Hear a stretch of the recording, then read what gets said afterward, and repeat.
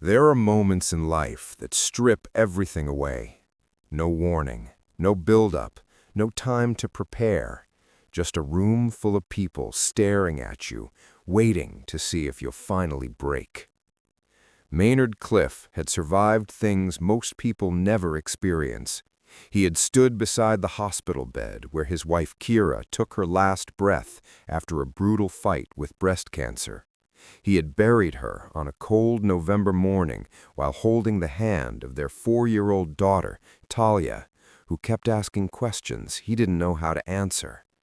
And after that day, Maynard did something he never imagined he would have to do. He raised his daughter alone. He learned how to braid hair, badly at first. He packed school lunches before sunrise.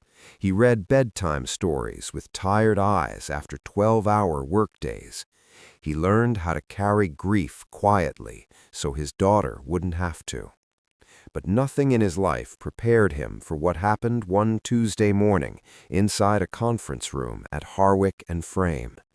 What began as a routine department meeting turned into 20 minutes that nearly destroyed his career.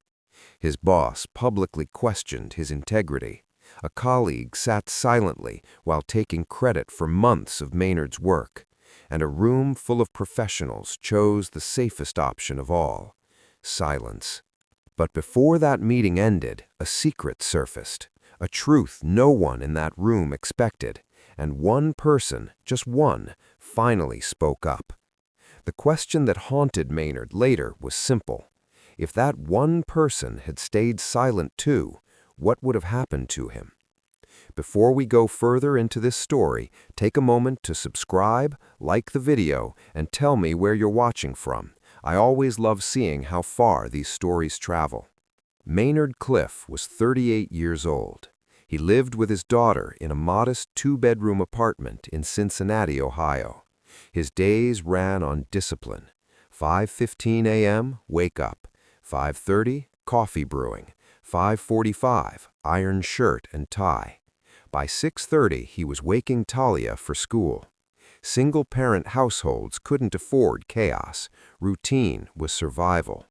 Talia was 9 now. She had her mother's deep brown eyes and contagious laugh, but she inherited Maynard's quiet stubbornness too. Kira had been gone 2 years, yet her presence still lived in the routines she helped build. Dinner at 6, homework at 4, bedtime at 8:30.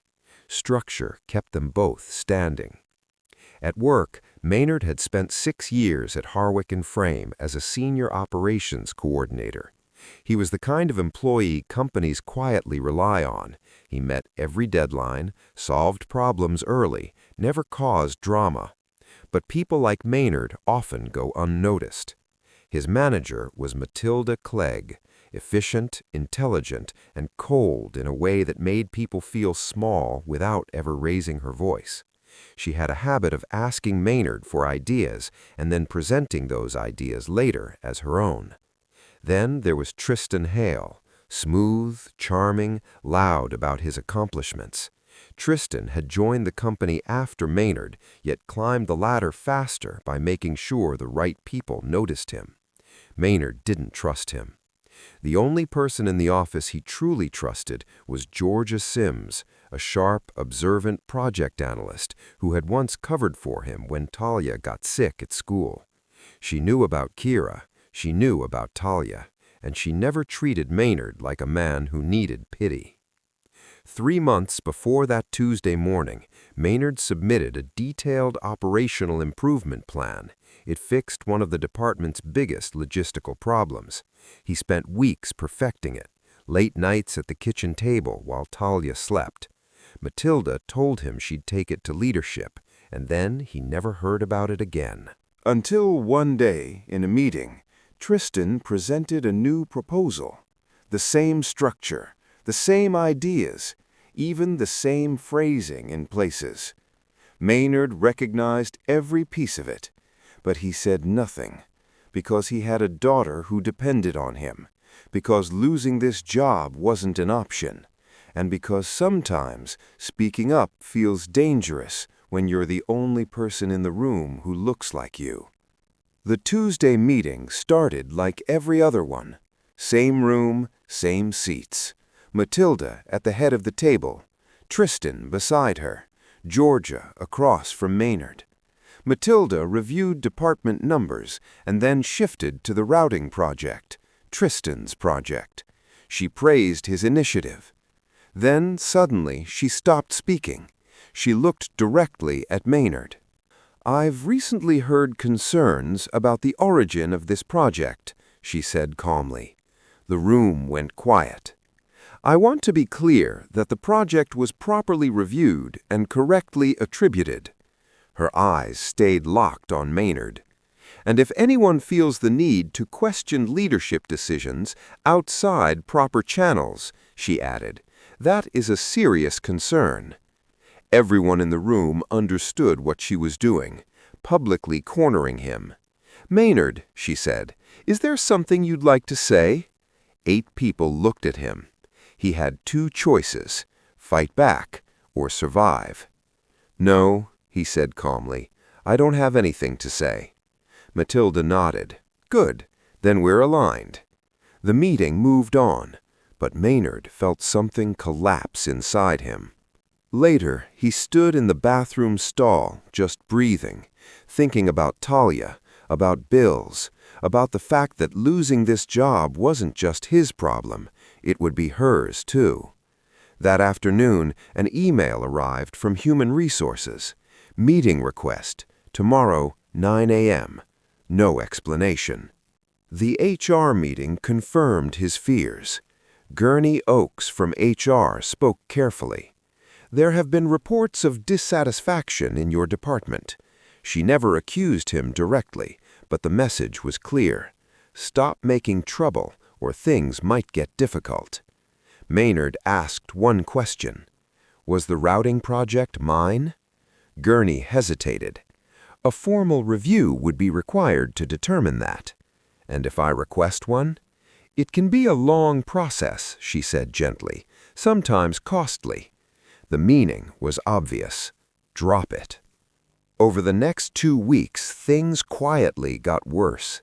Maynard stopped being invited to meetings. Tristan was promoted to senior project lead.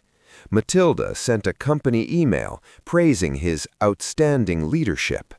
Maynard read it at his desk, closed the email, and went back to work. One afternoon, Georgia approached him near the copy machine. "You should know something," she said quietly. "Tristan thinks you went to HR. He's telling people you're trying to sabotage him." Maynard stared at the floor. "What am I supposed to do with that?" "I don't know," she said. "I just couldn't not tell you." At home, life kept piling on. A $75 school field trip, a delayed electric bill, news that his apartment building might raise rent. Some nights he sat alone at the kitchen table, wondering how much more pressure one person could carry.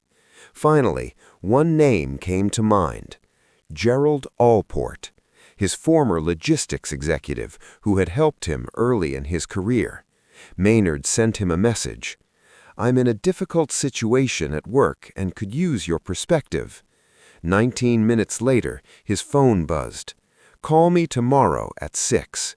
For the first time in weeks, Maynard felt a small sense of relief. But the next morning, something happened before that call could even take place. Something that changed everything. Thursday morning. Department meeting. Everything looked normal until the door opened. Kremen Koop walked in, senior executive over the entire operations division. He had never attended one of these meetings before. The room shifted instantly. Matilda forced a tight smile. The meeting began. She praised Tristan's routing project again. Then Kremen cleared his throat. "I have a question," he said calmly, "about the origin of that project."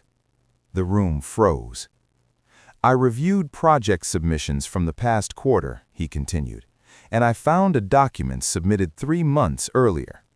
He slid a printed report onto the table. Maynard recognized it immediately. His plan, his name, his timestamp.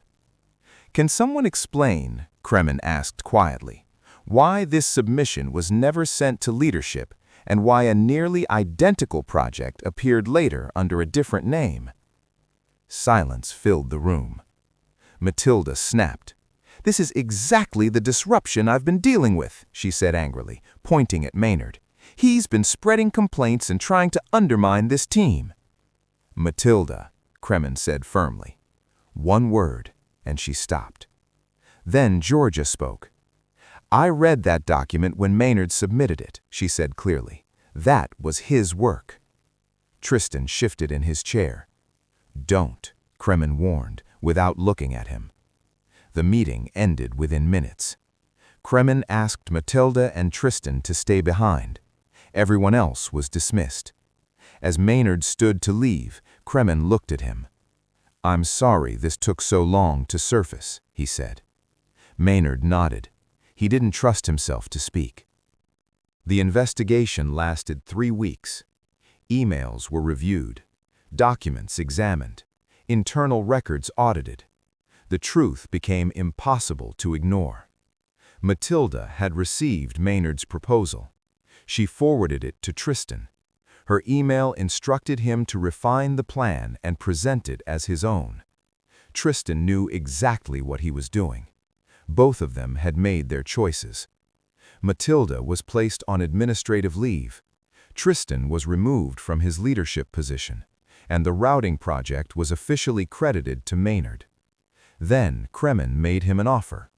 Senior project lead, the job Tristan had just lost. Maynard asked for 1 day to think about it. That evening, he made pasta for Talia. She spent dinner telling him about a horse she drew at school named Chester. "Chester needs a friend," she explained seriously. "What should the friend be called?" Maynard asked. "Ginger," she said. "Horses don't have red hair." "This one does," she replied confidently. Maynard laughed, a real laugh. After she went to bed, he sat at the kitchen table, thinking about everything that had happened. The silence, the betrayal, Georgia speaking up, Allport quietly helping behind the scenes, the truth eventually surfacing. The next morning, he called Allport. "I'm taking the position," he said. Allport chuckled. "You were always meant to be there, Maynard." The promotion changed more than Maynard's job title. It meant he could finally breathe financially. It meant Talia's field trip could be paid without worry. It meant the long nights calculating bills could finally ease. But the biggest change wasn't the salary. It was how he led. When a young analyst nervously showed him a project idea months later, he listened carefully. He asked questions.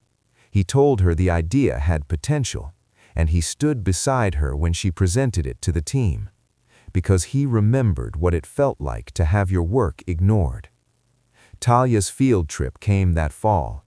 She returned home with a painting and a stuffed horse. "His name is Chester," she said proudly. Maynard placed the painting on the refrigerator. Then he stepped back and looked at it for a long time. Life wasn't perfect. It never would be. But for the first time in years, it felt steady. And sometimes, steady is everything. If this story touched you, hit the like button so more people can hear it. And if you're a single parent doing life on your own, drop a comment below and say, "I see you."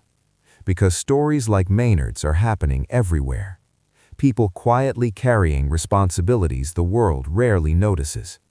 Here on The Redeemed Single Dad, those stories matter. Subscribe if you haven't already.